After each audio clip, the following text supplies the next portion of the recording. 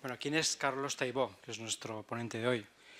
Pues os diré que Carlos es madrileño, descendiente gallega. Él es profesor de Ciencia Política de la Universidad Autónoma de Madrid y yo añadiría escritor. Ha trabajado durante años estudiando los cambios operados en la Europa central y oriental contemporánea. En los últimos tiempos, sus textos se han interesado aún así por materias más generales, como es el caso de la globalización, de los movimientos que la contestan o más recientemente de las propuestas sobre decrecimiento. Ha sido comentarista habitual en la cadena SER y ha escrito sobre política internacional en El País, La Vanguardia, El Periódico de Cataluña y en general los diarios del Grupo del Correo. Es defensor y partidario de los movimientos antiglobalización, así como del decrecimiento económico y de la democracia directa frente al crecimiento económico y la democracia representativa. Ha criticado muy duramente la filosofía que subyace en el crecimiento económico, ya que opina que es un espejismo porque no se traduce necesariamente en una mayor cohesión e igualdad social. Por último, también comentar que Carlos Taibó se ha interesado y ha escrito sobre las revueltas árabes en el norte de África y el movimiento 15M. Carlos Taibó tiene una prolífica y extensa obra escrita en español y gallego. Me estaba comentando que cerca de 40 libros. Su obra muestra interés por temáticas del calado social y político, y entre los últimos os puedo citar En defensa del decrecimiento, El decrecimiento explicado con sencillez, el 15M en 70 preguntas o España, un gran país, transición, milagro y quiebra, y el último, que es del 2013, Repensar la anarquía, autogestión, acción directa, autonomía. Carlos también está en las redes sociales, podéis visitar su web, Nuevo Desorden, y también en Twitter. Bueno, pues estaba comentando que he visto que tenía 14.422 seguidores y me está diciendo que me llama la atención que solamente seguía a 2 personas. Luego me ha confesado que tiene otra cuenta, no me lo ha dicho, pero bueno. Es decir, que también está presente en las redes sociales. Su conferencia se titula El crecimiento, la crisis ecológica y el colapso. Solo me queda darte las gracias, Carlos, por querer estar en nuestra universidad y en nuestra Semana de la Ciencia. Las gracias a ti, Vicente, por invitarme a compartir este rato y por tus palabras de presentación. Buenas tardes a todas y a todos. Hace un par de años encontré a una colega de mi universidad y me confesó que había asistido a una charla sobre decrecimiento, no sin agregar que le parecía que era una propuesta muy atractiva. Cuando uno se enfrenta a una confesión como esa, se siente mal que bien obligado a pensar en por qué determinadas propuestas nos resultan atractivas y de otras no podemos decir lo mismo. Yo creo que en el caso del decrecimiento, la explicación es doble, remite a dos circunstancias no solo diferentes entre sí, sino probablemente enfrentadas. Por un lado, como espero inmediatamente tendréis la oportunidad de comprobar, la propuesta del decrecimiento es provocadora. Si el discurso dominante repite incansable que resolveremos de manera casi mágica todos nuestros problemas si recuperamos el camino del crecimiento económico, nosotros estamos diciendo lo contrario, o al menos estamos invitando a recelar de las presuntas virtudes vinculables con el crecimiento económico. Siendo una propuesta provocadora, y voy a por la otra cara, la segunda de la cuestión, es una perspectiva que creo que toca fibras sensibles que todos y todas llevamos dentro de la cabeza. Parto de la firme convicción de que cuando abandonéis dentro de un rato este salón de actos, convendréis conmigo en que la perspectiva del decrecimiento ha aparecido con mucha frecuencia en vuestra cabeza de manera espontánea a la hora de sopesar hechos políticos, económicos, sociales o ecológicos que tenemos por fuerza que discutir. ¿Cuál es la primera observación que quiero haceros? A tono con algo que acaba de afirmar Vicente, creo que estamos obligados a discutir las presuntas virtudes atribuibles al crecimiento económico. En la visión común en una sociedad como la nuestra, el crecimiento económico es, digámoslo así, una bendición de Dios. Lo que se nos viene a contar es que allí donde hay crecimiento económico hay también cohesión social, servicios públicos razonablemente asentados, niveles altos de consumo, la pobreza, la desigualdad, el desempleo, en fin, no ganan terreno. Creo yo que sobran las razones para recelar de todas estas supersticiones. Me vais a permitir que enuncie media docena de esas razones. Primera, el crecimiento económico no genera necesariamente cohesión social. China, como bien sabéis, es un país que ha crecido notablemente en las 2 últimas décadas. No creo que nadie afirme en serio que China es hoy un país socialmente más cohesionado de lo que lo era 20 años atrás. Segunda, el crecimiento económico propicia el agotamiento de recursos básicos que sabemos no van a estar a disposición de los integrantes de las generaciones venideras. Tercera, en paralelo, el crecimiento económico facilita el despliegue de agresiones medioambientales que en muchos casos son literalmente irreversibles. Cuarta, la relación del crecimiento económico con la creación de puestos de trabajo es mucho más nebulosa de lo que pudiera parecer. Las economías capitalistas desarrolladas han crecido notablemente en el curso de las 3 últimas décadas, durante las cuales llamativamente han procedido a destruir en términos objetivos numéricos puestos de trabajo. Quinta, el crecimiento económico de los países ricos se asienta en un grado u otro en el expolio de la riqueza humana y material de los países pobres, algo que debiera configurar un problema moral para todos nosotros. Menciono una sexta y última observación.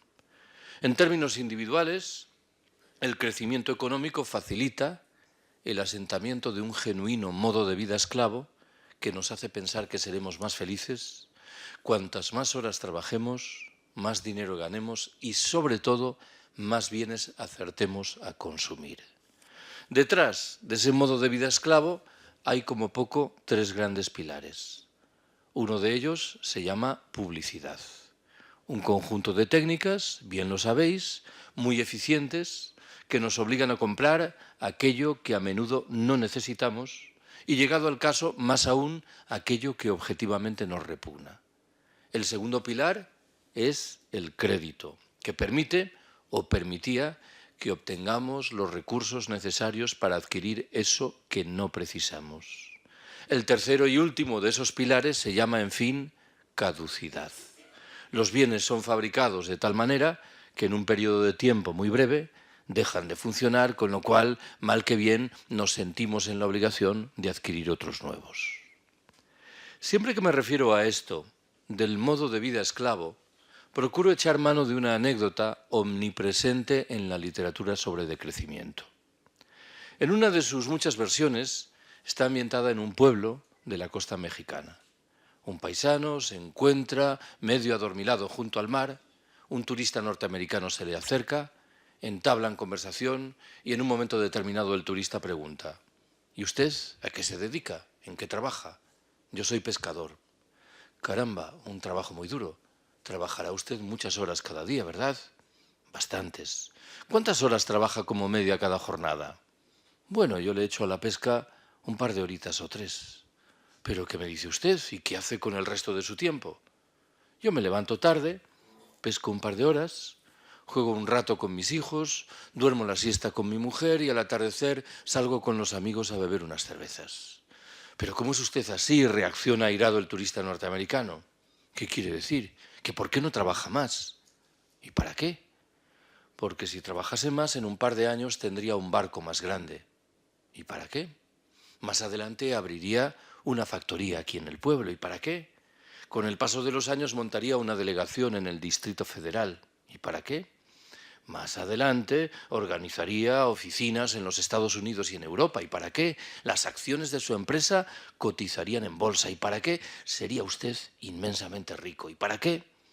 Bueno, qué sé yo, al cumplir los 65 o los 70 años, podría retirarse tranquilamente y venir a vivir aquí a este pueblo para levantarse tarde, pescar un par de horas, jugar un rato con sus nietos, dormir la siesta con su mujer y al atardecer salir con los amigos a beber unas cervezas. Todo aquello que se le prometía luego de decenios de trabajo extenuante, era paradójicamente aquello de lo que ya disfrutaba en el momento presente. Siempre que cuento esta anécdota, me veo obligado a reconocer que incorpora una fuga no precisamente menor. No explica convincentemente cuántas horas trabajaba la mujer del mexicano protagonista, pero os pido que por una vez olvidemos esta dimensión de la discusión. Segunda observación que quiero haceros. Con mucha frecuencia somos víctimas de las grandes cifras que se nos imponen con significado que a menudo es difícil de desentrañar. Voy a tirar de este hilo para formular dos apreciaciones que creo tienen la virtud de situarnos en el núcleo de la propuesta del decrecimiento. ¿Qué dice la primera? El gasto sanitario anual per cápita en Cuba en el año 2005 fue de $236. El gasto sanitario anual per cápita en ese mismo año en los Estados Unidos ascendió, en cambio, a $5.274. Retraduzco el significado de estas dos cifras. Por cada dólar per cápita que se gastó en sanidad en Cuba, se gastaron 20 en los Estados Unidos. Y sin embargo, las cifras cubanas en materia de esperanza de vida al nacer y mortalidad infantil en ese año resultaron ser muy similares a las norteamericanas. No solo eso.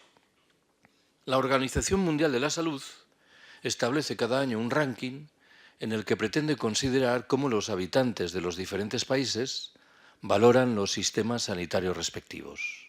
En 2005, en ese ranking, a Cuba le correspondía el puesto 36 del planeta, frente al lugar 72 que le tocaba a los Estados Unidos. Supongo que intuís por dónde quiero ir. En nuestro conocimiento económico convencional, si yo dedico a determinada actividad 20 veces más recursos que tú, por lógica obtendré prestaciones sensiblemente superiores a las que alcanzarás tú. El ejemplo que acabo de proponeros desmiente el presunto valor universal de esta norma. Para explicar, digámoslo así, por qué la sanidad cubana es más eficiente que la norteamericana, a buen seguro que habrá que incorporar la mención de determinados rasgos propios del sistema sanitario en la isla. Pero habrá que prestar atención también a determinadas consecuencias paradójicas de la escasez y, llegado el caso, de la pobreza. ¿En qué estoy pensando? En Cuba, en un escenario de escasez, la dieta alimenticia refleja una presencia muy consistente de frutas y de verduras. Algo que, bien sabéis, no es común en las sociedades opulentas y que tiene, sin embargo, efectos positivos en términos del estado de salud general. Lo mismo digo de la precariedad del sistema de transportes en la isla, que obliga a los cubanos a caminar o, en su defecto, a emplear la bicicleta, de nuevo con consecuencias saludables en términos del estado de salud general. Voy a por el segundo caso que anunciaba. La renta per cápita en los Estados Unidos es hoy, en términos reales, casi 4 veces superior a la que se registraba 70 años atrás al concluir la Segunda Guerra Mundial. Y sin embargo, de un tiempo a esta parte, todos los estudios parecen concluir que ha ido creciendo y notablemente el porcentaje de ciudadanos norteamericanos que declaran ser cada vez menos felices. Una encuesta realizada en 2007, antes del inicio de la crisis financiera, concluía que un 49% de los norteamericanos confesaban ser cada vez menos felices, frente a solo un 26% que afirmaba lo contrario. Estamos obligados, parece, a preguntarnos por esta curiosa realidad, la de una sociedad que se ha beneficiado durante mucho tiempo de un notable crecimiento económico, que ha incorporado maravillosas tecnologías teóricamente liberadoras, pero que no parece en condiciones de garantizar el bienestar de la mayoría de sus habitantes. Todas y todos hemos empleado en alguna ocasión esa máxima que reza que el dinero no hace la felicidad. Administrémosla con mucha prudencia. Es verdad que en los estadios iniciales del desarrollo, la disposición de dinero, de riqueza, tiene que ver, claro que sí, con nuestro bienestar. Si yo me estoy muriendo de hambre y empiezo a comer, hay un cambio sustancial y para bien en mi estilo de vida. Sobran las razones para argumentar, sin embargo, que dejados atrás esos estadios iniciales del desarrollo, el hiperconsumo al que a menudo nos entregamos en las sociedades opulentas es antes un indicador de infelicidad general que una señal de bienestar exultante. Lo digo de otra manera, incorporando una vez más el sentido común imperante en nuestras sociedades, que en este caso nos dice que desde mucho tiempo atrás, cada nueva generación que entra vive mejor que las anteriores. Mi abuelo vivió mejor que mi bisabuelo. Mi padre vivió mejor que mi abuelo. Yo he vivido mejor que mi padre. Estamos en condiciones de afirmar que los jóvenes que entran ahora en el mercado de trabajo van a vivir mejor que los integrantes de mi generación. ¿Van a encontrar efectivamente un empleo? ¿Se van a beneficiar, llegado el caso, de un subsidio de paro? ¿Van a cobrar dentro de 40 o 50 años una pensión? Me temo que nadie está en condiciones de responder de manera taxativamente afirmativa a todas estas preguntas que nos emplazan delante de una genuina crisis de nuestra civilización. Tercera observación que quiero haceros. Detrás de la propuesta del decrecimiento hay una conciencia clara, rotunda, en lo que respecta al relieve de un problema principal: los límites medioambientales y de recursos del planeta. Si vivimos en un planeta con recursos limitados, no parece que tenga sentido que aspiremos a seguir creciendo ilimitadamente. Me vais a permitir que intente retratar ese problema de la mano de tres metáforas diferentes. ¿Qué dice la primera? Estamos en un barco que se mueve a una velocidad de 24 nudos, camino de un acantilado con el que inexorablemente, a menos que cambiemos de rumbo, vamos a chocar. ¿Qué es lo que hemos hecho en los últimos años al calor, por ejemplo, del célebre Protocolo de Kioto? Hemos reducido un poco la velocidad del barco. Ya no nos movemos a 25 nudos, sino a 23. ¿Cuál es el efecto principal de este cambio? Si el pronóstico inicial auguraba que tardaríamos 50 días en chocar con el acantilado, hoy sabemos que tardaremos 53. No parece que sea de mucho consuelo. El problema principal, que es el rumbo del barco, el crecimiento, no lo hemos encarado. Segunda de las metáforas, que bebe de la condición del barco, de nuevo, tal vez más conocido de la historia, el Titanic. ¿Por qué murió tanta gente a bordo del Titanic? Por una razón fácil de identificar. Los botes salvavidas no permitían acoger a tantas personas como se encontraban dentro del barco. Esto, en términos claros de la metáfora, ¿tenía algún remedio? La respuesta es sí. El remedio pasaba por desmantelar los camarotes de lujo del Titanic y utilizar la madera para construir nuevos botes salvavidas. Permitidme que en este caso subraye lo que está implícito en la metáfora. El discurso dominante, otra vez el discurso dominante, nos dice que debemos encarar la resolución de todos los problemas de tal manera que nadie pierda. Esta es una genuina estafa moral. Quienes nos han situado al borde del precipicio económico, social y ecológico, por fuerza tienen que perder. Voy a por la tercera y última de las metáforas. Imaginaos un lago en el que hay un nenúfar. Sabemos que el nenúfar se multiplica al ritmo de 2 por 1 cada día. Si el lunes hay un nenúfar, el martes habrá 2. Sabemos también que conforme a ese ritmo de multiplicación, el lago estará repleto de nenúfares al cabo de 20 días, con lo cual las plantas, carentes de espacio vital, perecerán. Si yo ahora os preguntase, ¿en cuál de esos 20 días pensáis que el lago estará cubierto en su mitad por nenúfares? Un procedimiento de razonamiento rápido y espontáneo tal vez aconseje responder el día 10. No es la respuesta correcta. La respuesta correcta, inmediatamente os percataréis, es el día 19. El día 19 los nenúfares ocuparán la mitad del lago. Como quiera que se multiplican por 2 cada día, el día 20 colmarán todo el lago. El día 18 los nenúfares ocuparán una cuarta parte del lago. El día 17 una octava parte. El día 16, una 16ª parte. Pongamos por caso que estamos en el día 16. Alguien dirá, no es tan grave lo que hemos hecho. Solo hemos dañado una 16ª parte de la superficie del planeta Tierra. Alguien replicará, me temo, con mejor criterio. Hemos puesto en marcha un proceso endiabladamente rápido. De tal manera que nos quedan solo 4 días. Y de tal manera, por añadidura, que cuanto más demoremos nuestra intervención, mayores esfuerzos, energías, recursos serán necesarios. Por detrás de estas metáforas hay un concepto, a mi entender, central para explicar muchas cosas importantes. Me refiero a la huella ecológica. La huella ecológica, en sustancia, mide la superficie del planeta, terrestre como marítima, que precisamos para mantener las actividades económicas hoy existentes. Todos los estudios relativos a la huella ecológica concluyen que hemos dejado muy atrás las posibilidades medioambientales y de recursos que la Tierra nos ofrece. O lo que es lo mismo, y vuelvo a la carga con el argumento, que estamos chupando riquezas que no van a estar a disposición de los integrantes de las generaciones venideras. Pensad que la huella ecológica española es de 3,5. ¿Qué significa esto?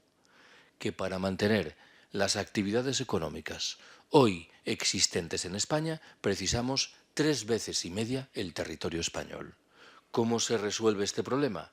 A través de una presión inaudita ejercida sobre los derechos de los integrantes de las generaciones venideras y de una presión no menos inaudita desarrollada sobre los derechos de los habitantes de los países del sur del planeta. Ante una tesitura tan delicada como esta, siempre me considero en la obligación de rescatar 2 opiniones que formuló en su momento uno de los pensadores que más admiro, el fallecido filósofo greco-francés Cornelius Castoriadis.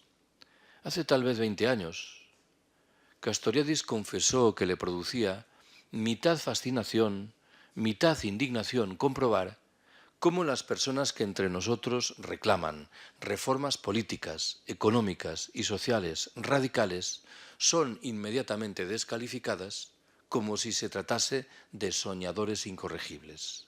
En tanto en cuanto, y en cambio, sorprendentemente, nuestros dirigentes políticos, que en el mejor de los casos miran a 2 años vista, se nos presentan como personas ecuánimes que tienen respuestas objetivas a todos los problemas importantes. Castoriadis agregó, segunda de sus observaciones, que ante un escenario tan delicado como este, deberíamos actuar como lo haría lo que llamaba, utilizando una expresión latina, el pater familias diligens, el padre de familia diligente. El ejemplo que el filósofo proponía era un poco truculento. Decía, imaginemos un padre al que le comunican que es muy posible que su hijo tenga una gravísima enfermedad. Parece que ese padre solo podrá reaccionar de una manera, colocando a su hijo en manos de los mejores médicos para que éstos determinen si el diagnóstico es certero o no lo es. Lo que ese padre, en cambio, no podrá hacer será reaccionar diciendo, bien, si es posible que mi hijo tenga una gravísima enfermedad, también es posible que no la tenga, con lo cual me voy a quedar cruzado de brazos. Me temo que esta es la actitud de la especie humana delante de la crisis ecológica. Cuarta observación que quiero haceros. Estoy obligado a dar cuenta del sentido de fondo de una propuesta central que nace de la perspectiva del decrecimiento. Para rescatarlo, voy a echar mano de un debate que se registró entre nosotros hace 30 años. Enfrentó entonces a un movimiento pacifista que empezaba a asomar la cabeza y a lo que hoy llamamos los sindicatos mayoritarios. El debate se refería al futuro de la industria de armamentos. Los pacifistas decíamos, hay que cerrar esas fábricas. Los sindicatos respondían, hay que preservar, hay que garantizar los puestos de trabajo. Lo que estamos afirmando es que un debate de la misma naturaleza debe registrarse en los años venideros, bien que ampliado a otros muchos sectores de la economía. Lo que estamos diciendo de manera más precisa es que hay que reducir la actividad de aquellos segmentos de la economía que están en el origen del desbocamiento de la huella ecológica. Estoy pensando en la industria del automóvil, en la de la aviación, en la de la construcción, cómo no, en la industria militar, en la industria, en fin, de la publicidad. Alguien replicará inmediatamente: si actuamos de esta manera, generaremos millones de desempleados en los Estados miembros de la Unión Europea. ¿Cómo haremos frente a este innegable problema? Utilizaremos dos recursos principales. En primer lugar, propiciaremos el desarrollo de aquellos segmentos de la vida económica que guardan relación con la atención de las necesidades sociales insatisfechas y con el respeto del medio natural. Si queremos decirlo así, estos sectores de la economía seguirán creciendo. Y en segundo término, procederemos a repartir el trabajo en los segmentos de la economía convencional que inevitablemente seguirán existiendo. El efecto de la combinación de estos dos factores será, en términos casi individuales, que trabajaremos menos horas, dispondremos de mucho más tiempo libre, reduciremos cuando sea posible nuestros a menudo desbocados niveles de consumo y acrecentaremos nuestra desvaída vida social. Tengo yo la impresión, la certeza, de que este horizonte es claramente preferible al vinculado con lo que antes describí como un modo de vida esclavo. En este caso, me veo en la obligación, con todo, de formular dos precisiones. ¿Qué dice la primera? No estamos diciendo que hay que llevar los niveles de producción y de consumo a cero. Esto sería un absurdo. Estamos diciendo que hay que rebajarlos para reconstruir niveles saludables de huella ecológica. Un estudio realizado en España, por ejemplo, por Ecologistas en Acción, concluía que habría que llevar los niveles de consumo energético a los propios del año 1996. No se trata, como dicen algunos, de regresar a la edad de la piedra. 1996 no es la edad de la piedra. Aunque dicho sea entre paréntesis, tal vez la edad de la piedra tiene más virtudes de lo que una primera lectura invitaría a concluir. ¿Qué dice la segunda de mis precisiones?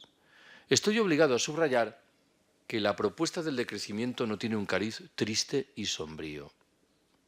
La principal de las páginas web francesas, hilvanada por el movimiento, se autotitula Página por la alegría de vivir. Ya sé que suena un poco a autoayuda, pero me parece que retrata bien lo que quiero decir. El referente mental del decrecimiento no lo aportan, por decirlo de otra manera, unos lamas que viven aislados en un convento en una cima del Himalaya, por respetable que pueda ser esta opción. Si alguien se pregunta, por ejemplo, ¿qué es lo que los principales teóricos del decrecimiento reclaman en materia de intercambio sexual? Reivindican, valga la paradoja, el crecimiento de las relaciones correspondientes, que justifican sobre la base de ¿qué? De la necesidad de recuperar la vida social que hemos ido dilapidando, absorbidos por la lógica de la producción, del consumo y de la competitividad. Últimamente me da por recordar que hace un par de años me invitaron a hablar sobre decrecimiento en la Asamblea Popular del Movimiento del 15 de Mayo en el Escorial, en Madrid. Y al final de la charla se me acercó un varón de unos 40 años de edad y me dijo: hay una cosa que has contado, Carlos, que me ha gustado muchísimo. Anda, ¿y qué es? Eso de que tenemos que follar más y mejor. Y dice: hombre, yo no lo he dicho exactamente así. No te importará que te dé un consejo, ¿verdad, Carlos? Dice: no, dímelo. Cuéntalo al principio de la charla y luego sueltas todo ese rollo de la democracia directa y de la autogestión. Quinta observación que quiero haceros. Me interesa subrayar que la propuesta del decrecimiento no se agota en la reivindicación de la necesidad de reducir los niveles de producción y de consumo en los países ricos del norte opulento. Reclama antes bien la introducción de principios y valores muy diferentes de los hoy imperantes. ¿Cuáles son esos principios y valores enunciados de manera casi telegráfica? Primero, acabo de mencionarlo, la recuperación de la vida social, que hemos ido dilapidando, absorbidos como estamos por la producción, el consumo, la competitividad. Segundo, el ocio creativo, frente a las formas de ocio siempre vinculadas con el dinero que se nos ofrecen por todas partes. Tercero, también lo he citado de pasada, el reparto del trabajo, una vieja demanda sindical que infelizmente fue muriendo con el paso del tiempo. Cuarto, la necesidad ineluctable de reducir las dimensiones de muchas de las infraestructuras productivas, administrativas y de transporte. Quinto, la recuperación de la vida local, en un escenario de reaparición de fórmulas de autogestión y de democracia directa. Sexto y último, en el terreno individual, la sobriedad y la sencillez voluntarias. Alguien podría sentir la tentación legítima de afirmar que esta media docena de principios y de valores nos sitúa fuera del mundo, que nada tiene que ver con la organización pasada o presente de las sociedades humanas. No es verdad. Hay al menos 4 ámbitos importantes, importantísimos, en los cuales es muy fácil rastrear el ascendiente de estos principios y valores. El primero de esos ámbitos lo aportan muchas de las tradiciones del movimiento obrero de siempre. Es verdad que la presencia de esos principios y valores es más sólida, más consistente en el caso de la tradición libertaria, de la tradición anarquista, pero en modo alguno faltan en los de las demás tradiciones del movimiento obrero. Un segundo terreno de manifestación lo configura eso que de un tiempo a esta parte llamamos economía de cuidados, protagonizada mayoritariamente por mujeres, materializada en el cuidado amoroso de niños y de ancianos, las más de las veces lejos de las relaciones monetarias y siempre ecológicamente sostenible. Una explicación razonablemente certera, creo yo, de por qué los movimientos por el decrecimiento se nutren mayoritariamente de mujeres es esta: una comprensión mucho más rápida, fluida y espontánea de lo que implican las reglas del juego correspondientes, que nace del vínculo de las mujeres con la economía de cuidados. Menciono un tercer ámbito de manifestación de esos principios y valores, no exento de paradojas y contradicciones: la propia institución familiar. Estos neoliberales, que todo dicen fiarlo de la mano invisible del mercado, a buen seguro que no aplican las reglas del juego correspondientes en el interior de sus familias. Lo común es que en el marco de la institución familiar impere la lógica del don, del regalo, de la gratuidad. Para entendernos, cuando los padres costean los estudios de sus hijos, no lo hacen esperando obtener con el paso del tiempo alguna suerte de contraprestación económica. Rescato un cuarto y último ámbito de manifestación de esos principios y valores, el que aportan por igual muchos de los elementos de sabiduría popular de nuestros campesinos viejos y muchas de las prácticas cotidianas de esos habitantes de los países del sur que nos empeñamos en descalificar como si fuesen primitivos y atrasados. La historia está ambientada en un lugar perdido de la Amazonia brasileña. Unos misioneros se adentran en esa región y se topan con unos indios que se dedican a cortar leña con instrumentos extremadamente primitivos. Los misioneros deciden hacer un esfuerzo y regalan a los indios unos cuchillos de acero inoxidable de fabricación norteamericana. Un par de años después, los mismos misioneros regresan a esa región, se encuentran de nuevo con los indios y uno de los primeros pregunta: ¿y los cuchillos qué tal? Muy bien, responde un indio. Tardamos ahora 10 veces menos tiempo que antes en cortar la leña. Estupendo, tercia el misionero. Supongo entonces que estaréis produciendo 10 veces más leña que antes. El indio responde perplejo: no, señor. Seguimos produciendo la misma cantidad de leña que antes, solo que ahora disfrutamos de 10 veces más tiempo libre para dedicarlo a aquello que sabemos objetivamente que tiene que ver con nuestro bienestar, nuestra felicidad. Me temo que este chip mental se ha desvanecido en nuestras cabezas de habitantes de las sociedades opulentas. Sexta observación que quiero haceros. Me interesa aterrizar con algunos de los conceptos que he manejado hasta ahora de la mano de algunos debates más o menos vivos entre nosotros. ¿Cuál es el primero de esos debates? Yo no soy una persona particularmente consecuente, pero arrastro algunas virtudes que nacen de mis carencias. Y una de mis muchas carencias es que no sé conducir. Y en esas condiciones, después de pensarlo mucho, decidí que casi era preferible no tener coche. Bueno, os preguntaréis si en la ciudad en la que vivo, Madrid, echo de menos disponer de un automóvil. La respuesta fácil, contundente, es no. Veamos las cosas con algún detalle. Yo vivo en Vallecas, que supongo que sabéis es un barrio muy populoso, situado en el sureste de Madrid.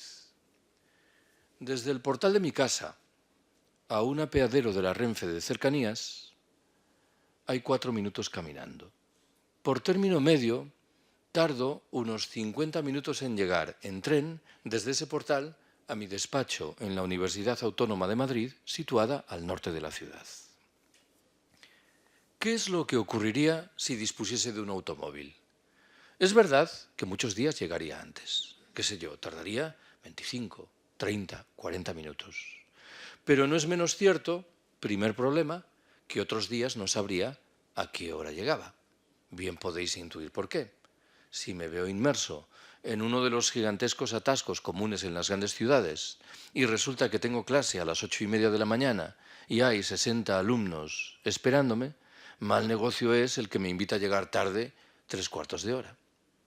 En segundo término, sospecho que no preciso argumentar que el transporte público en general, el tren en particular, es claramente preferible al automóvil en términos medioambientales. Tanto más cuanto que lo común es que el automóvil vaya ocupado por una única persona. En tercer lugar, el tren me resulta inconmensurablemente más barato. La literatura sobre decrecimiento está llena de exhortaciones dirigidas a las personas que disponen de un automóvil y encaminadas a que calculen cuál es el porcentaje de las horas que trabajan que precisan para mantener el automóvil. Mantener el coche significa comprarlo, pagar los impuestos, las reparaciones, los seguros, la gasolina.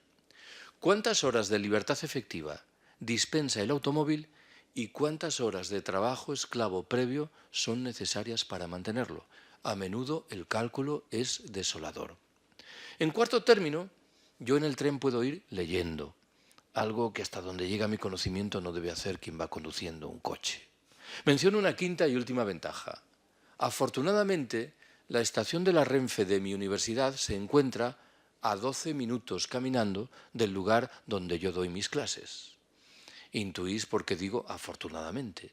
Lo quiera o no, todos los días acometo un ejercicio físico elemental que no asumiría si dispusiese de un automóvil. No me malinterpretéis. No quiero que esto se entienda como un alegato hiperfundamentalista contra el coche.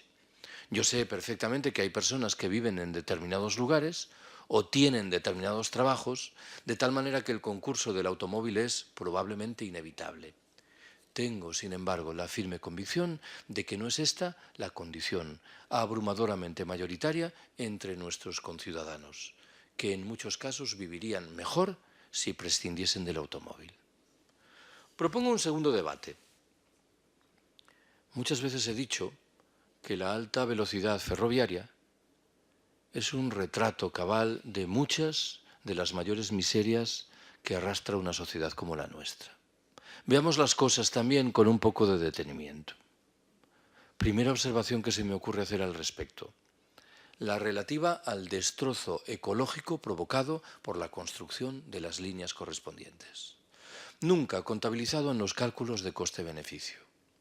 Se ha dicho muchas veces que la irrupción fulgurante del AVE debe permitir la desaparición del tráfico aéreo entre las ciudades comunicadas por ese tren. Es una media verdad. El tráfico aéreo entre Madrid y Barcelona se ha reducido, ciertamente, pero en modo alguno ha desaparecido. ¿Por qué? Por una razón que sin duda conocéis. Es extremadamente sencillo encontrar billetes de avión mucho más baratos que los que la Renfe ofrece para el AVE. Las cosas como fueren, el AVE no es ninguna bicoca ecológica. Un tren que se mueve a una velocidad de 300 km por hora consume 9 veces más energía que otro que lo hace a una velocidad de 100 km por hora. Segundo dato importante. En España, la irrupción fulgurante de la alta velocidad ferroviaria ha coincidido en el tiempo, creo que aquí bien lo sabéis, con el cierre de muchas de las líneas del ferrocarril convencional.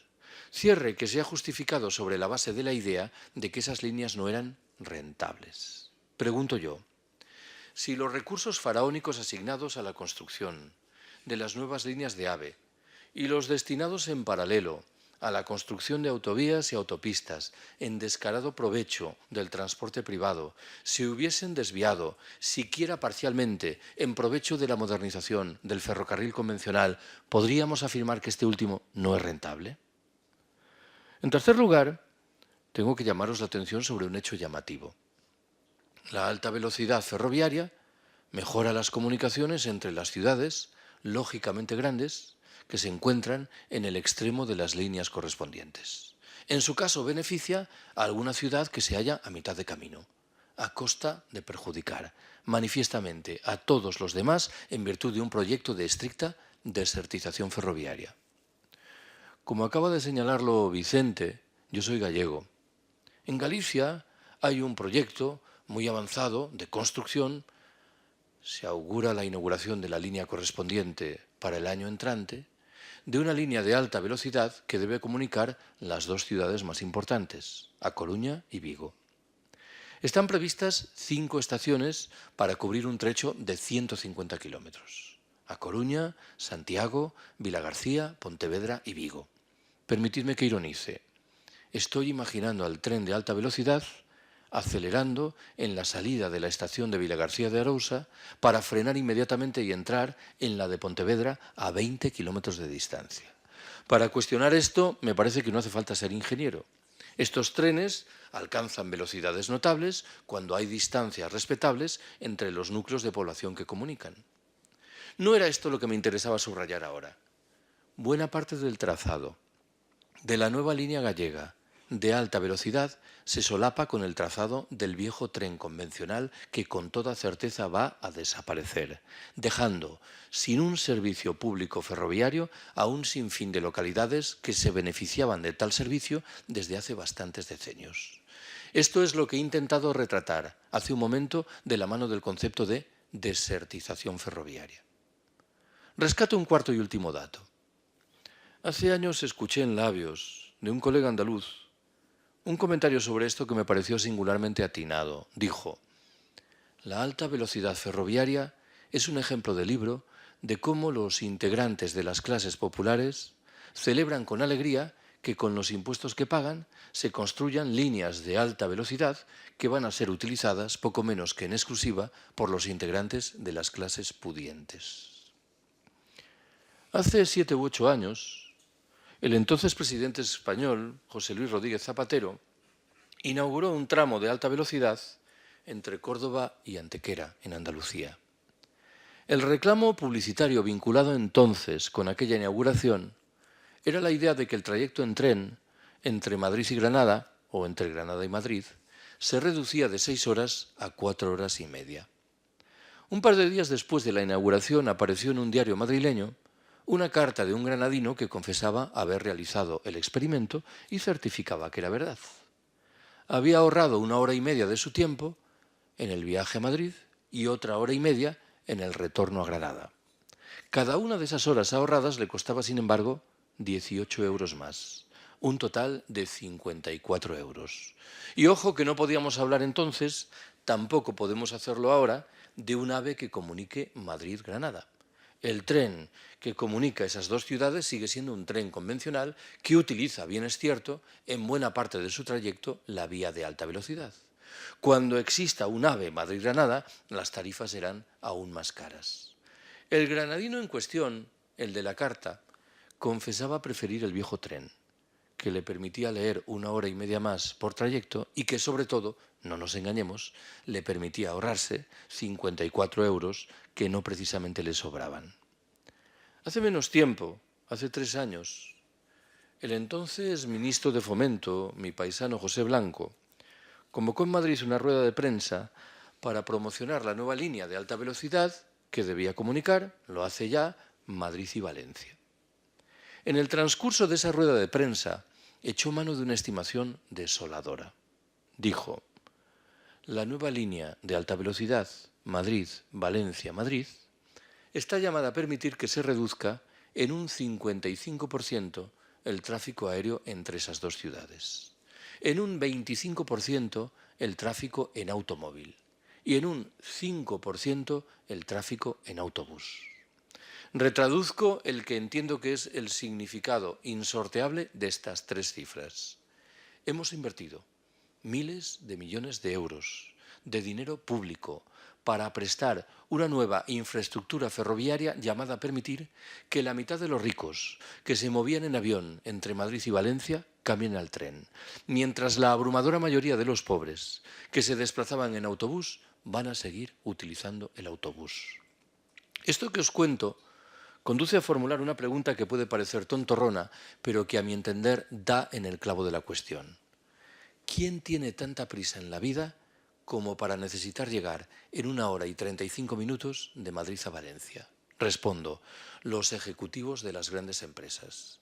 Estamos trazando un sistema de transporte público ferroviario sobre la base de los intereses singularísimos de una escueta minoría de la población, mientras permitimos que se reduzcan las posibilidades de transporte al alcance de la mayoría. ¿Por qué digo esto? Alguien podría razonar con un punto de ingenuidad diciendo, bien, si aparece una nueva oferta, la del AVE, pero no se dañan los servicios anteriores, nadie podrá decir que pierde. No es esto lo que ocurre. Cuando irrumpe el AVE, desaparecen, como por ensalmo, los trenes de precio razonable, asequibles para el conjunto de los ciudadanos. He hecho mano de un tercer debate.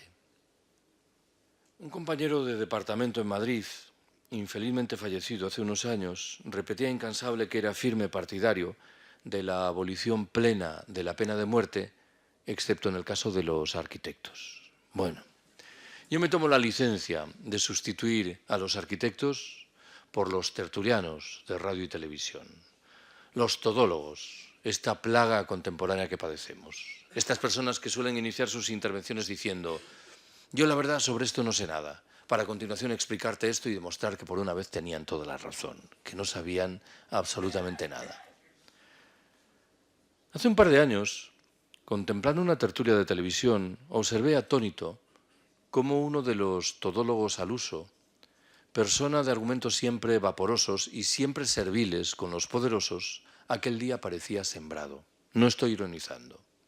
Realizó lo que a mi entender era una reflexión extremadamente lúcida, seria, puntillosa, sobre el delicado panorama energético que se nos echa encima en virtud del encarecimiento inevitable de los precios del petróleo y del gas natural.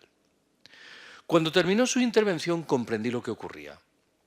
Ese análisis tan serio, tan lúcido, tan puntilloso, si alguien quiere agregar el adjetivo tan catastrofista, obedecía al propósito expreso de subrayar que existía, pese a todo, una tabla de salvación.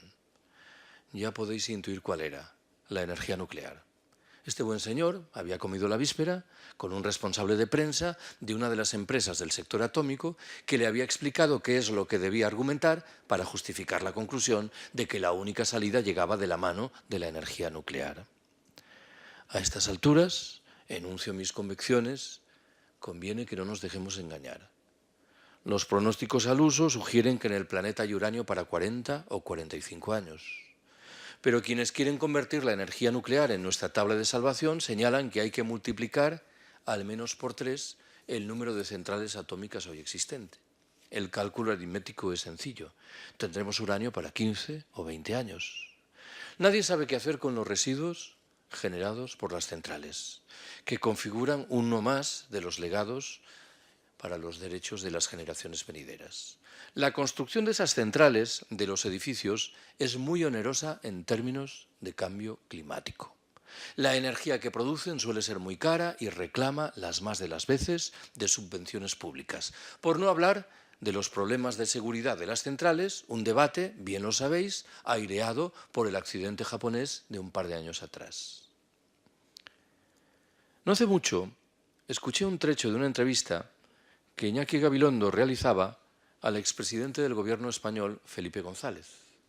Le preguntaba por esto que tengo ahora entre manos, el delicado panorama energético que se nos echa encima en virtud del encarecimiento fundamentalmente del petróleo y del gas natural.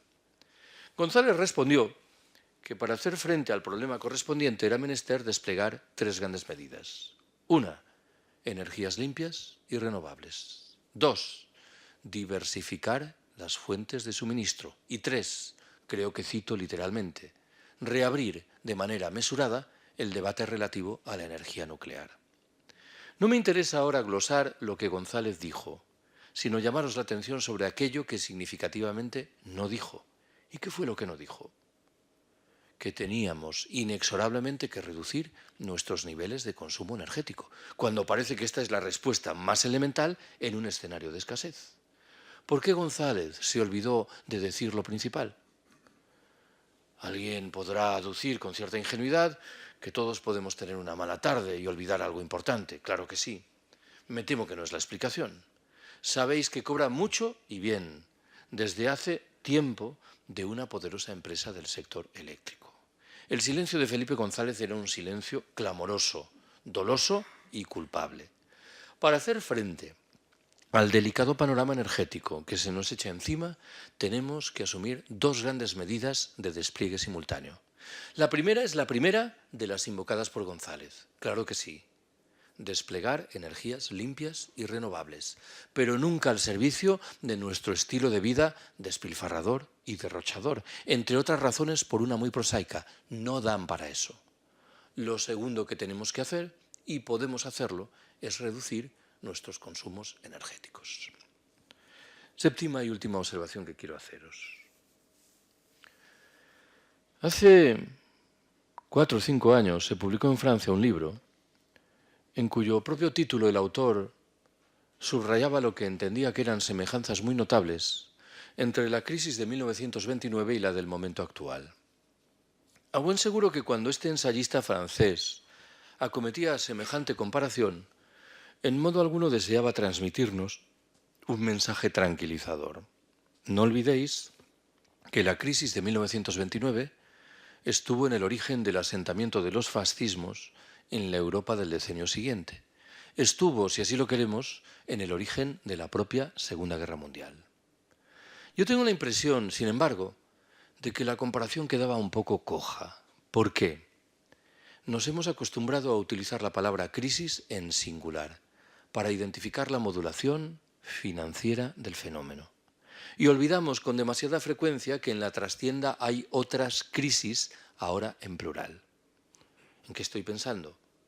En el cambio climático, que es una realidad que ya está ahí y que no tiene ninguna consecuencia saludable. En el encarecimiento inevitable, acabo de mencionarlo, de los precios de muchas de las materias primas energéticas que empleamos. En los problemas demográficos que castigan en singular a determinadas regiones del planeta. En el mantenimiento de la situación de postración material y simbólica que siguen padeciendo tantas mujeres. O en la prosecución, en fin, y por dejarlo ahí, del expolio de la riqueza de los países del sur. Si cada una de estas crisis por separado es suficientemente inquietante, la combinación de todas ellas resulta literalmente explosiva.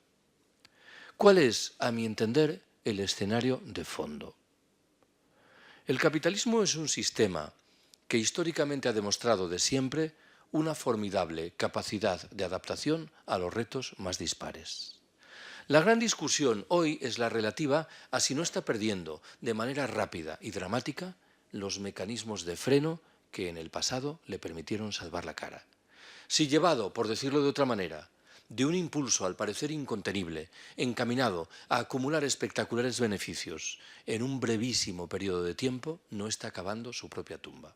Con el agravante, claro, de que dentro de la tumba estamos nosotros y puede desmoronarse sobre nuestras cabezas. Lo digo de otra manera. Uno tiene la obligación de criticar agriamente al capitalismo por haber sido de siempre un sistema injusto, excluyente y explotador. Pero convengamos en que al mismo tiempo ha sido un sistema históricamente eficiente. ¿En qué sentido? En el sentido de que permitía garantizar que la mayoría de los empresarios obtuviesen los beneficios que deseaban alcanzar. En el mes de enero de 2011, el entonces vicepresidente del gobierno español, Alfredo Pérez Rubalcaba, a la sazón ministro del Interior, convocó en Madrid una rueda de prensa para promocionar una medida que, si queremos ser generosos, discurría por el buen camino.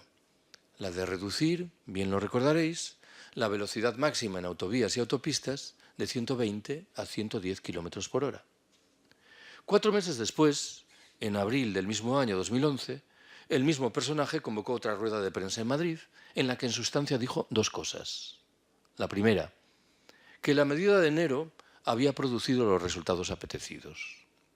La factura energética española se había reducido, creo recordar, en 400 millones de euros. Y además, vaya por donde, se había rebajado el número de muertos en las carreteras. ¿Qué fue lo segundo que dijo Rubalcaba? Que de resultas de lo anterior se restauraban los 120 kilómetros por hora. Yo hubiera guardado que algún periodista se abalanzase sobre el cuello de Rubalcaba con la sana intención de estrangularlo. Estaba violentando las normas más elementales de la lógica formal. Si uno aplica la medida A y produce los resultados apetecidos, la lógica demanda porfiar en la medida A, no retirarla. Bueno, bien sabéis que el Partido Popular parece propicio a elevar esa velocidad máxima a 130 kilómetros por hora. Creo que la anécdota retrata bien la conciencia ecológica de nuestros gobernantes. Algo que he dicho hace un momento merece con todo una rectificación. He dicho, no aprecio ninguna conciencia en nuestros gobernantes, en el capitalismo como sistema, en lo que respecta a los retos derivados de la crisis ecológica. No es completamente cierto. Hace unos años se tradujo al castellano un libro de un periodista alemán llamado Karl Ameri. El libro se titula Auschwitz, comienza el siglo XXI, entre signos de interrogación. La tesis principal que maneja Ameri en esa obra señala que estaríamos muy equivocados si concluyésemos que las políticas que abrazaron 80 años atrás los nazis alemanes remiten a un momento histórico singularísimo, coyuntural y por ello afortunadamente irrepetible. Ameri nos emplaza antes bien a estudiar en detalle esas políticas. ¿Por qué? Porque bien pueden reaparecer en los años venideros, no defendidas ahora por ultramarginales grupos neonazis, sino avaladas por algunos de los principales centros de poder político y económico, cada vez más conscientes de la escasez general que se avecina y cada vez más firmemente decididos a preservar esos recursos escasos en unas pocas manos en virtud de un proyecto de darwinismo social militarizado. Hay una palabra que falta llamativamente en los labios de nuestros dirigentes políticos, de todos nuestros dirigentes políticos, la palabra colapso.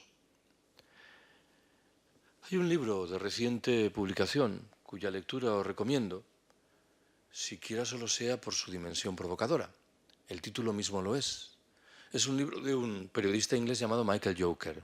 Se titula Historia de España, 2014-2033, Crónica de un colapso.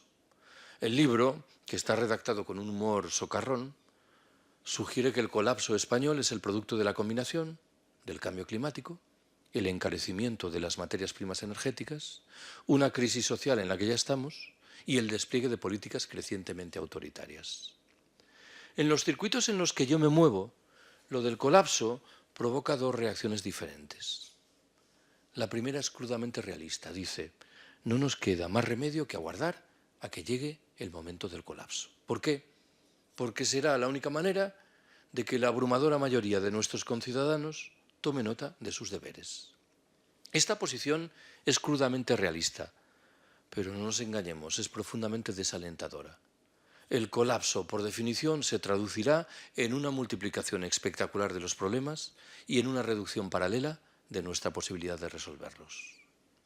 La segunda de las respuestas, que es la mía, nos dice que tenemos que salir con urgencia del capitalismo. Este es un debate claramente inserto en muchas de las discusiones del movimiento del 15 de mayo.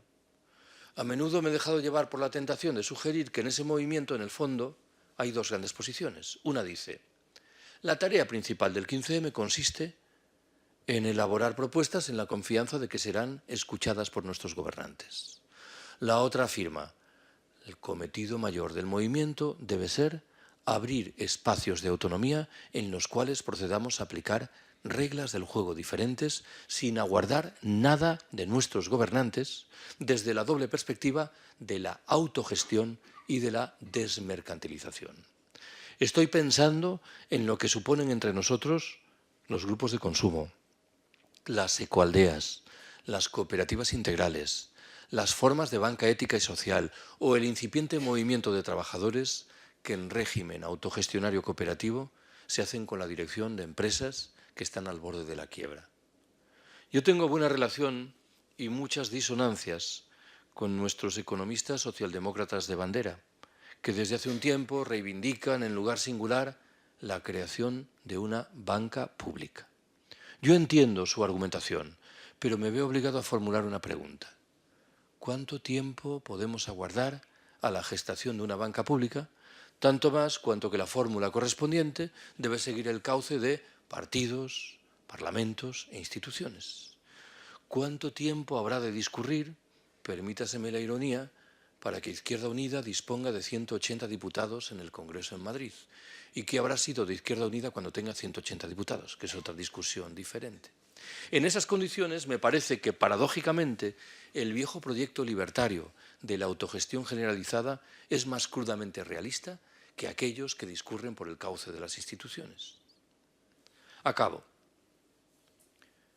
Hace 3 o 4 años me invitaron a participar en Madrid en una mesa redonda que compartí con una mujer que, por lo que me explicaron, era una de las estrellas en ascenso de Televisión Española, sometida, dicho sea de paso, a los dardos críticos del Partido Popular, que entendía que era una izquierdista desbocada. No estoy hablando de Ana Pastor, si alguien se está equivocando. A esta mujer le correspondía hablar de las manipulaciones en los medios de comunicación. A mí me tocaba hacerlo del decrecimiento. No eran dos materias que tuviesen una relación fluida entre sí. Lo cierto es que cuando llegó el momento del debate, enuncié una queja. Dije, me parece muy llamativo y lamentable que en esos programas matinales de televisión de los diferentes canales, por los que en el transcurso de los 2 últimos años han pasado centenares de políticos, de economistas, de sindicalistas, nadie se haya atrevido a cuestionar las presuntas virtudes atribuibles al crecimiento económico.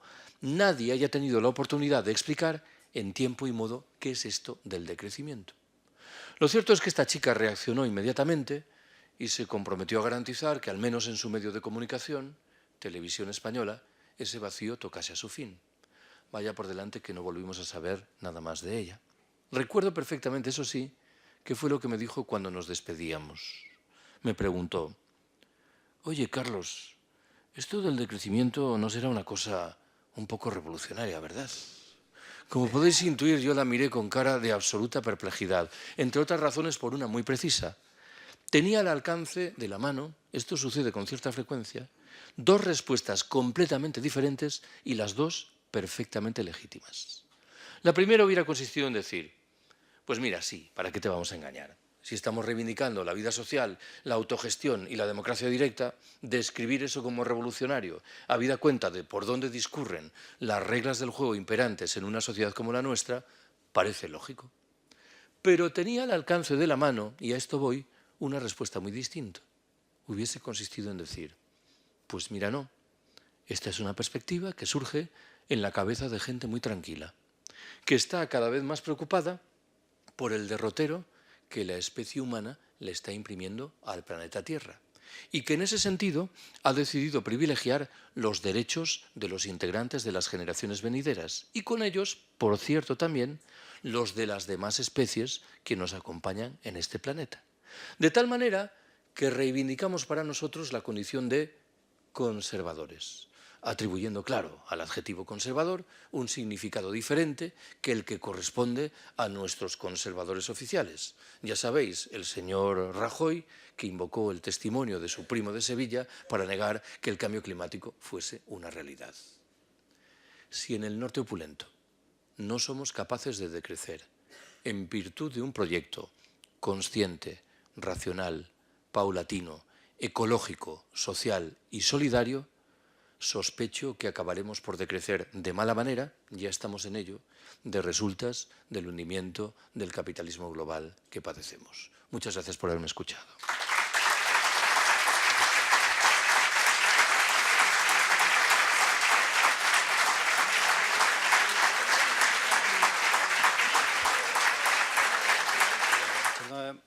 Mano de la frase hecha, yo creo que se puede decir más alto, pero no más claro, ¿no? Podemos abrir un turno de preguntas. Me agradaría que me aclararas unas cosas, porque has aludido, al final más, a autogestión.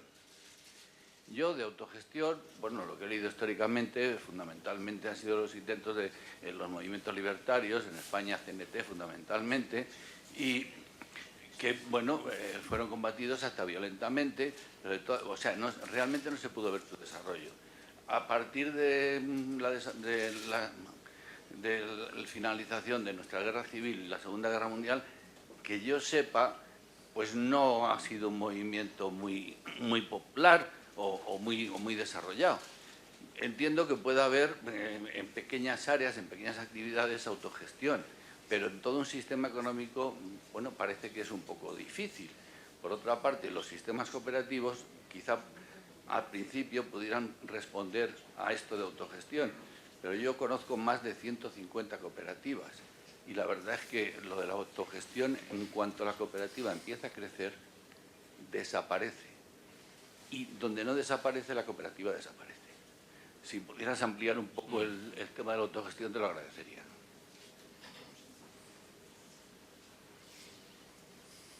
Bueno, lleva razón en cuanto a la ubicación del proyecto, pero discrepo en lo que respecta a la valoración de cuál es su presencia material en la historia. ¿Por qué? Hay muchas empresas en el planeta que son empresas autogestionadas.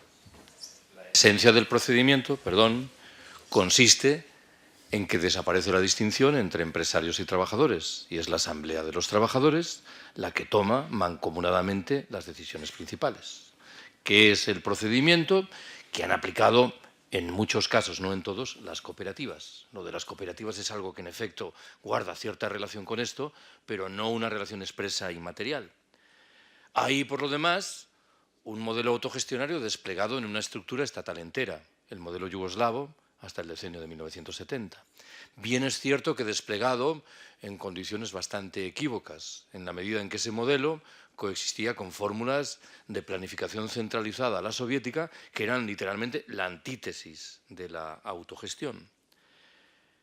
He señalado hace un momento algo que creo que retrata un elemento central del proyecto y que me interesa ahora compararlo con una teoría que tiene cierta presencia en los últimos tiempos entre nosotros: la economía del bien común.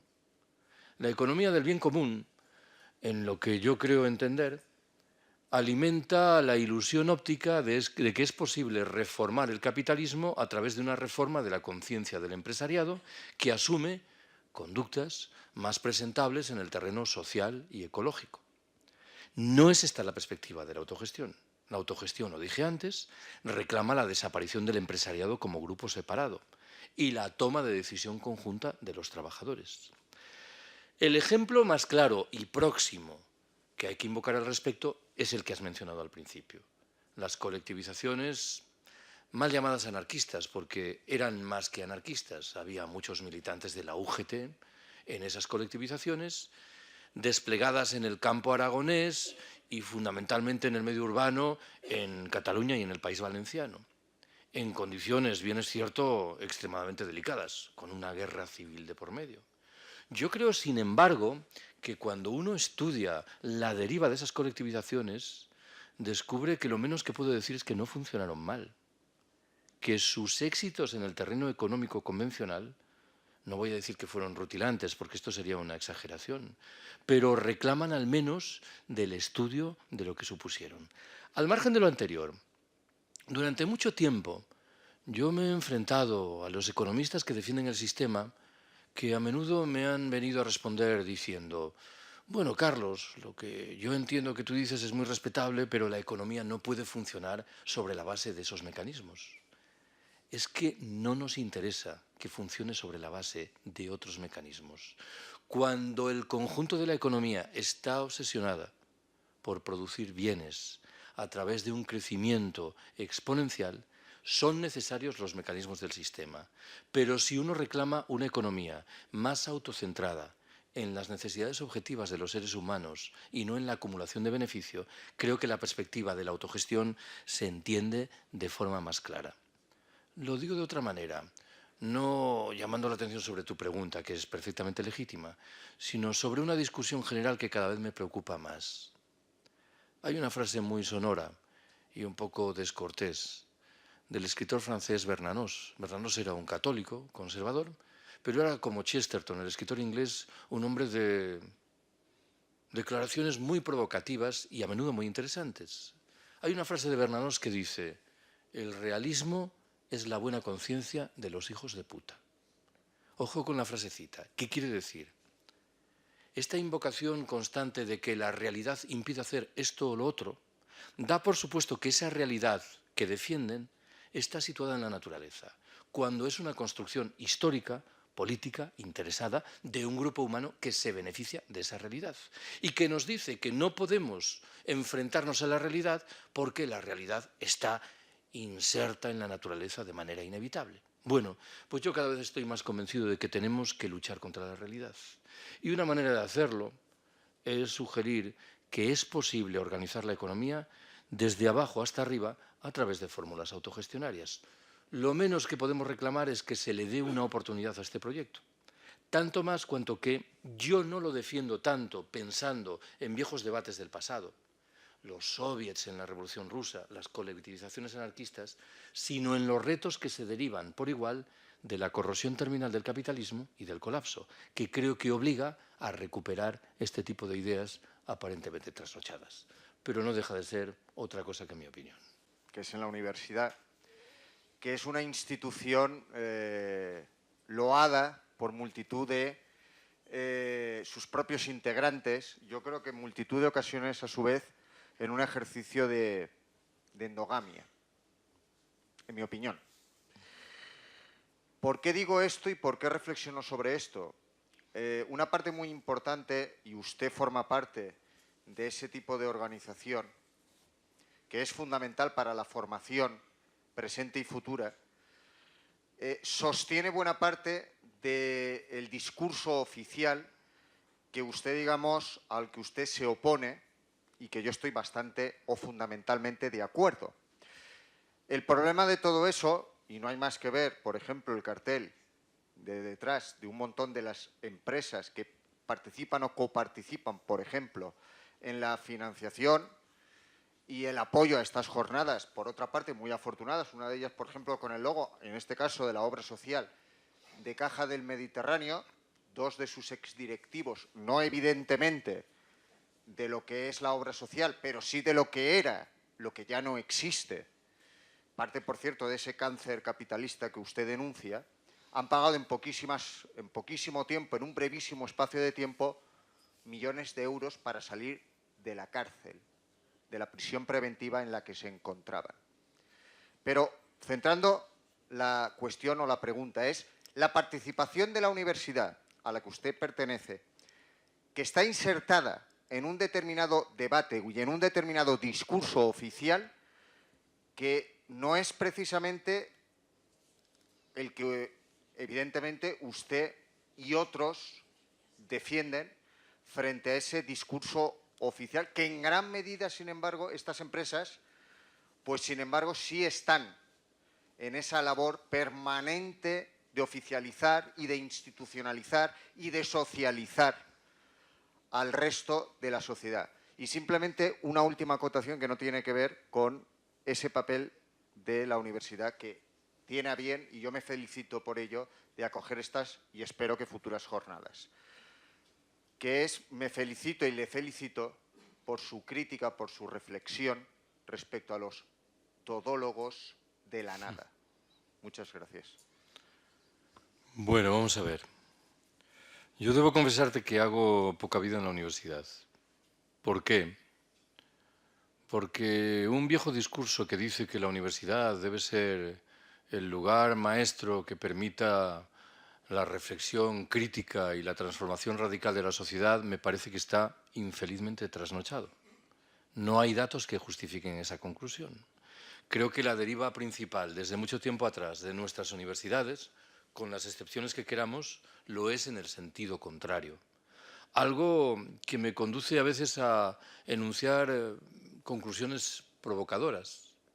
Si en la universidad hay algo que implica un cambio para bien, ese algo lo generan los alumnos, no los profesores.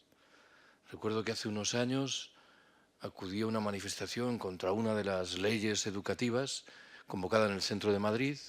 Era un día que llovía mucho, había como 1000 personas y 998 eran alumnos y 2 éramos profesores. Hasta el punto de que sospeché que los alumnos nos miraban con mala cara, diciendo, estos 2 a qué habrán venido. No podemos decir, no ha venido un puto profesor a esta manifestación. Segundo, la deriva general de las universidades públicas creo que es bien conocida. En el momento presente se llama Bolonia. Bolonia es un programa descarnadamente encaminado a propiciar la privatización y la mercantilización de la universidad. Es verdad que ese proyecto no está obteniendo los resultados apetecidos. ¿Por qué? Bueno, porque Bolonia es un programa pensado en un escenario de bonanza económica, pero está siendo desplegado en uno de restricciones y de escasez. Con lo cual, a mi entender, el efecto principal de su aplicación no es otro que el caos. Vuelvo a lo de la corrosión terminal del capitalismo. Si el capitalismo tuviese la vitalidad de antaño, habría frenado la aplicación del programa de Bolonia, esperando la llegada de momentos mejores. El hecho de que no sea capaz de hacer algo tan elemental nos emplaza en un escenario que, admito, puede suscitar lecturas polémicas. Yo he dicho muchas veces que la universidad pública era funcional para la lógica del capitalismo. No nos engañemos en esto. Formaba a licenciados que permitían mover la máquina del sistema.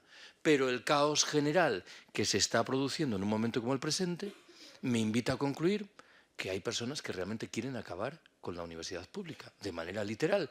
Yo creo que demostrando una vez más su escasa inteligencia en lo que respecta a lo que la universidad pública objetivamente es.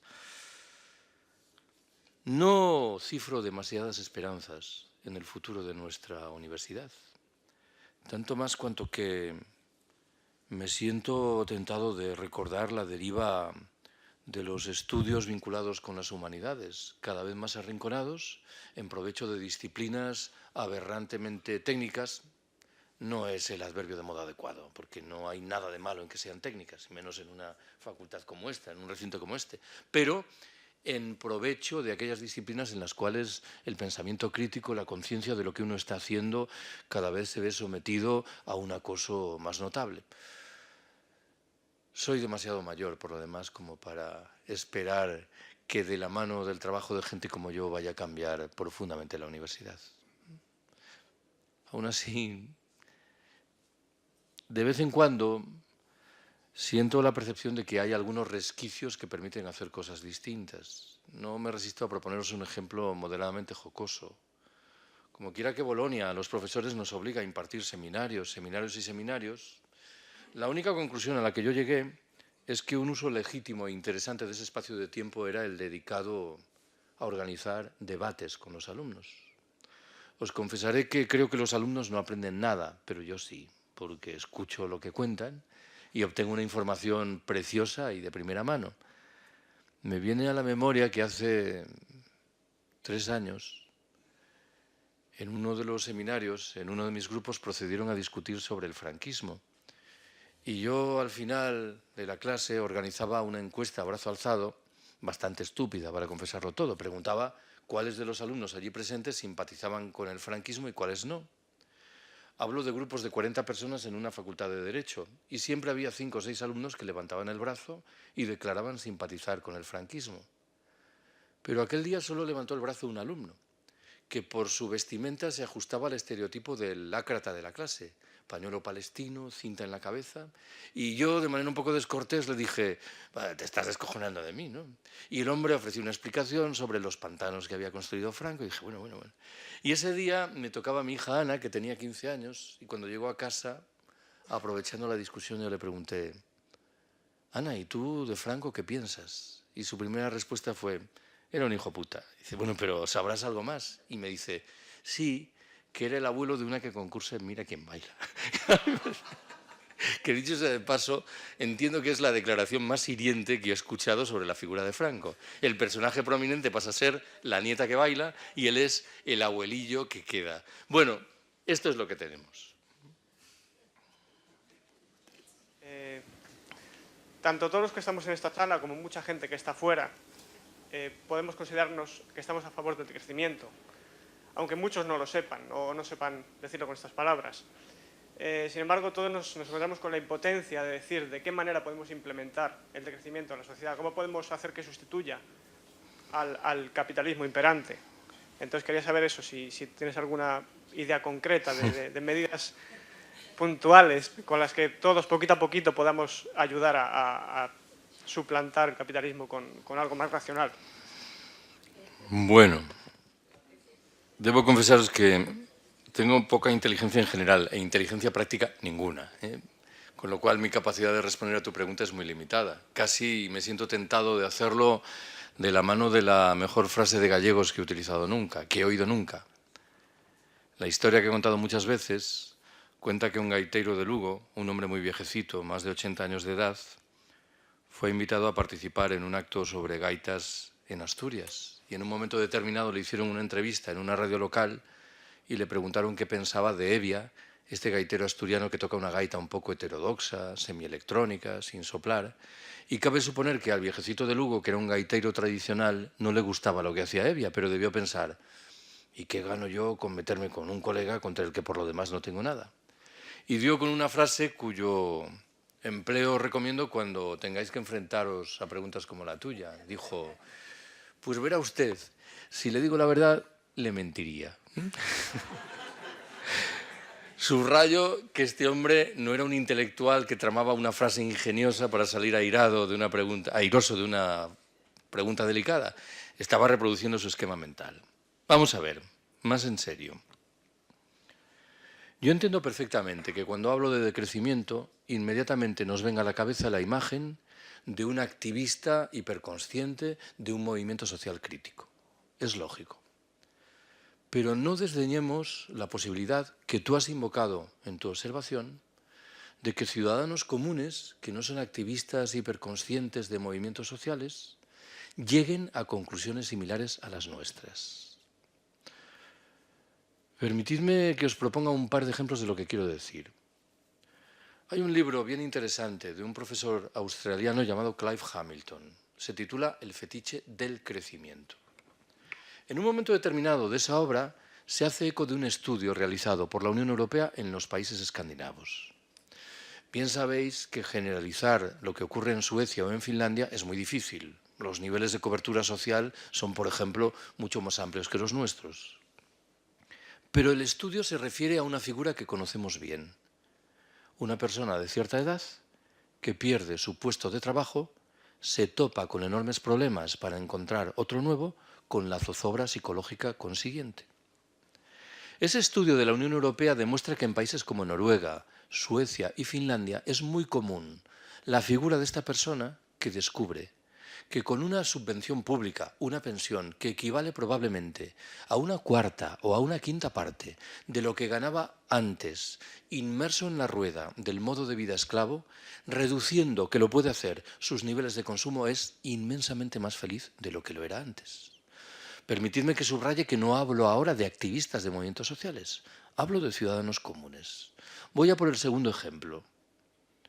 He contado muchas veces que todos los años en Madrid recibo una llamada de un grupo de señoras muy mayores. Creedme que la edad media es de unos 80 años. Me invitan a dar una charla. Hace 5 años me preguntaron de qué quería hablarles. Y yo dije que quería hablar de decrecimiento. Pero lo cierto es que el día previsto para mi charla yo no tuve tiempo de prepararla. Prepararla en este caso significa sentarte un momento en la mesa, a pensar en quién te va a escuchar, reorientar los ejemplos, las anécdotas. Le conté a estas buenas señoras más o menos lo que os he contado a vosotras y vosotros. Y debo confesar que lo hice cargado de temores, de que aquello no cuajase, de que no lo entendiesen, si tengo que ser un poco exagerado, de que me linchasen a la salida. No fue tal cosa lo que ocurrió. Yo creo que estas buenas señoras entendieron rapidísimamente lo del decrecimiento. ¿Por qué? Especulo. Volvieron la mirada al decenio de 1950. Una etapa, por muchos conceptos, muy dura de su vida. El franquismo más oscurantista y ultramontano. Y, sin embargo, el recuerdo que tenían de lo que antes llamé sobriedad y sencillez voluntaria era manifiestamente grato. Estoy hablando de un momento, para que me entendáis, en el que un jersey tenía que durar 8 años y en el que era literalmente impensable tirar a la basura un mendrugo de pan. ¿Qué es lo que extraigo como conclusión de lo que os cuento?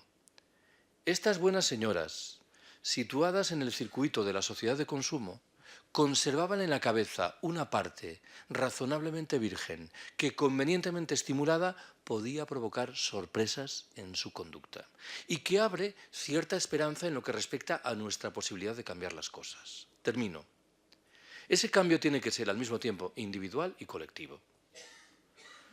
De nada serviría que modificásemos nuestros hábitos de consumo, que reformásemos nuestras viviendas para que el consumo de energía fuese mucho menor, que hiciésemos lo imposible para adquirir productos de proximidad, si al mismo tiempo no apostamos colectivamente por modificar las reglas del juego generales de nuestra sociedad, y viceversa. También conozco gente inmersa en movimientos sociales, firmemente decididos a cambiar las reglas del juego, pero incapaces de modificar su vida cotidiana. Bueno, esto es lo que en el terreno teórico creo que tenemos que hacer. Pero si te digo la verdad, te mentiría, ¿eh?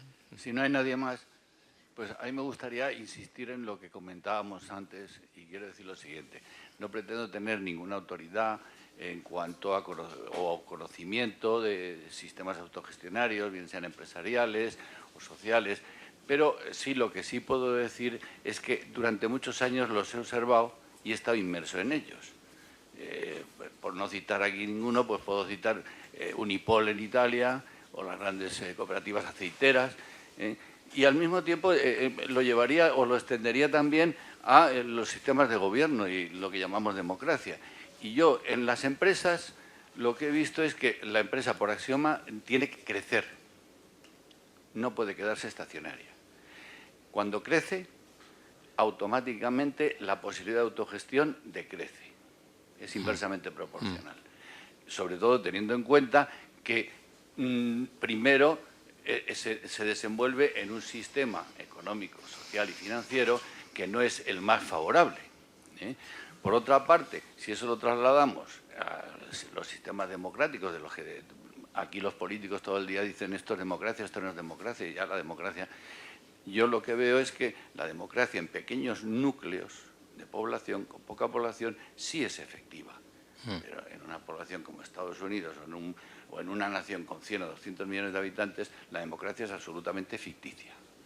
Y yo eso yo resumiría lo que quiero decir, si es que soy capaz de decirlo, que la masificación, el crecimiento, va en contra de todas esas virtudes que tendría la autogestión y la participación.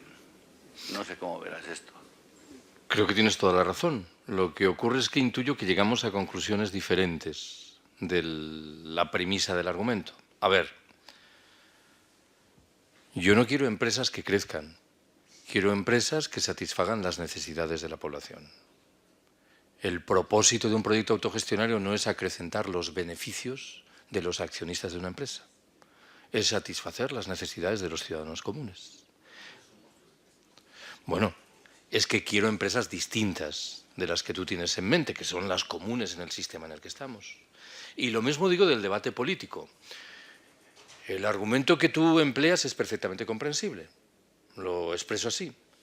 Lo de la democracia directa es una fórmula inaplicable en sociedades complejas como las nuestras. Claro, es que nuestra apuesta no es solo por la democracia directa, es por modificar radicalmente la condición de las sociedades en las que vivimos. No tanto para propiciar la democracia directa, sino porque interpretamos que esa modificación genera hábitos que son saludables para evitar el colapso. ¿En qué sentido? Pues menciono 3 grandes discusiones. Primera, la descentralización. El flujo principal en el planeta lo es hacia la centralización de la propiedad y de las capacidades de decisión. Lo que estamos diciendo es que hay que asumir el flujo contrario. Lo segundo, la desurbanización. Esta es una discusión que no estamos acometiendo de manera severa. Una de las grandes circunstancias que se han revelado entre nosotros en los últimos 100 años ha sido un proceso masivo de aniquilación de la vida rural y de construcción de mastodontes urbanos cada vez más inhabitables, hasta el punto de que sospecho que se está iniciando un proceso de signo contrario al que se registró hace 80 años. Hace 80 años La gente abandonaba el medio rural porque entendía, con razones, que en las ciudades se vivía mejor. Hoy hay un flujo de sentido diferente. Cada vez hay más personas que dicen: nuestra única salida es regresar al campo, buscar la agricultura de subsistencia, el autoconsumo. Y el tercer y último elemento es tal vez el principal. Necesitamos descomplejizar nuestras sociedades. ¿Por qué? Hemos asumido sociedades cada vez más complejas. Y una de las consecuencias de eso es que somos cada vez más dependientes, somos cada vez menos independientes. Mi buen amigo Ramón Fernández Durán murió en mayo de 2011, unos días antes del estallido del 15M. En sus 2 libros casi póstumos repetía machaconamente una idea que me interesa ahora rescatar. Decía: muchos de los desheredados del planeta, habitantes de los países del sur, se encuentran, paradójicamente, en mejor posición que nosotros para hacer frente al colapso. ¿Por qué? Viven en pequeñas comunidades humanas. Han mantenido una vida social mucho más rica que la nuestra. Han preservado una relación mucho más fluida con el medio natural. Y en último término, y paradójicamente, son mucho más independientes que nosotros. ¿Qué ocurriría en un país como el nuestro si dejan de llegar los suministros de petróleo? Todo esto se desmorona de la noche a la mañana y me parece que nos obliga urgentemente a descomplejizar nuestras sociedades. Repito, no tanto por la manía de aplicar fórmulas de democracia directa, sino porque el escenario general es cada vez menos vivible. En realidad, mi réplica principal, que debiera haber enunciado al principio, dice: lo que no es sostenible es esto que tenemos ahora. Y yo creo que esto lo percibe cada vez más gente. Estamos en una vorágine de locura que no sabemos a dónde nos conduce.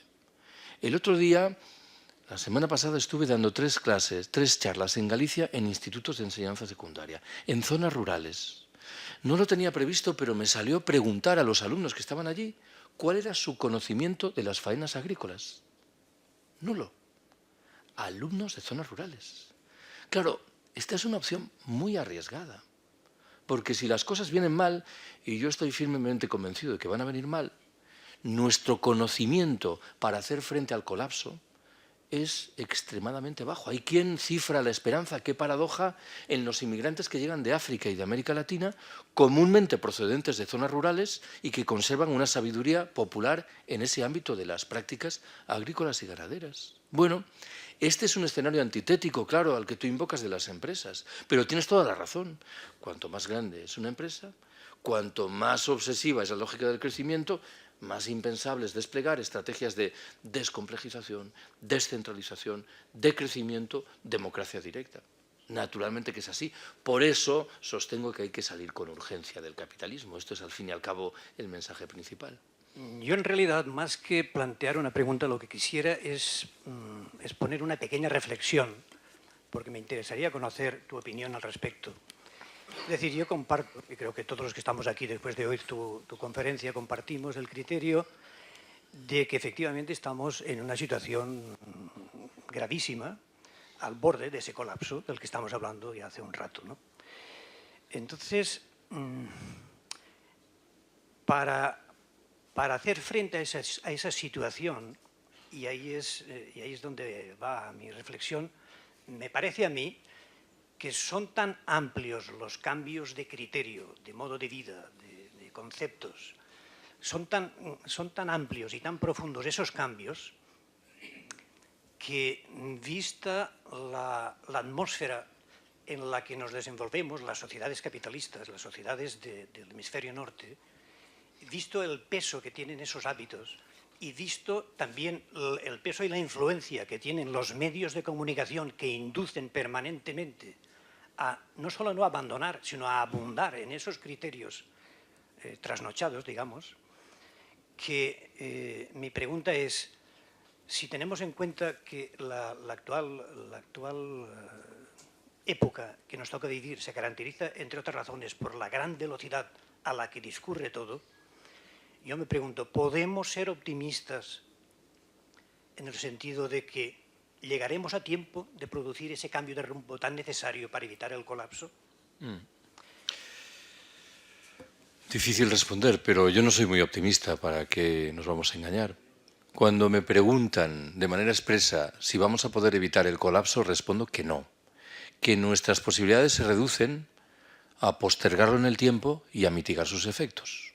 Que alguien dirá que no es poco, pero en cualquier caso me parece que el colapso está ahí. Y está ahí no porque sea técnicamente inevitable. Claro, si mañana el conjunto de los 200 estados y sus gobiernos, en virtud de un acto taumatúrgico, decidieran frenar drásticamente las emisiones de CO2 o asumir estrategias de autocontención energética radicales, claro que podríamos evitar el colapso. Si transformásemos, como tú decías al principio, radicalmente la textura de nuestra sociedad, evitaríamos el colapso. Pero todas las reglas del juego se mueven en el sentido contrario. Y has hecho bien, por cierto, en invocar el papel que en esto desempeñan los medios de comunicación. Claro, porque alguien se preguntará, ¿cómo tratan los medios de comunicación la perspectiva del decrecimiento? No les interesa. Pero ya no solo porque estén vinculados con los intereses financieros de siempre, es que los medios de comunicación se financian a través de la publicidad. Y su lógica es el consumo y el consumo, con lo cual hay un choque frontal de valores. En una percepción distinta, yo suelo decir que el problema principal de lo del decrecimiento no es un problema técnico. Yo creo que es más difícil imaginar que el capitalismo consigue recuperar la senda del crecimiento con los instrumentos que está utilizando. El problema principal es de chip mental, de lo que llevamos en la cabeza. No nos engañemos con esto. Nosotros formamos parte de ese sistema. Y en nuestra conducta cotidiana, con enorme frecuencia, movemos el mismo carro de la competición, la productividad, el consumo. De tal forma que salir de eso es extremadamente difícil, algo que fortalece el pesimismo. Subrayo de nuevo, no por una dificultad técnica. Yo creo que es relativamente fácil organizar de manera tranquila una sociedad sobre la base de valores diferentes, sobre la base de la idea que es un lema central del decrecimiento que dice podemos vivir mejor con menos. Pero claro, a esto agrego un elemento más, el último. La vida política convencional se caracteriza por un aberrante cortoplacismo. Nuestros dirigentes políticos están obsesionados con ganar las próximas elecciones, lo cual sitúa su perspectiva mental en 2 o 3 años, cuando los grandes problemas que tenemos que arrastrar lo son de medio y de largo plazo. Esto significa que arriba no hay nada que invite al optimismo. El único optimismo lo podemos manejar desde abajo, pero me temo que vamos muy lentos. Y aquí enuncio una paradoja.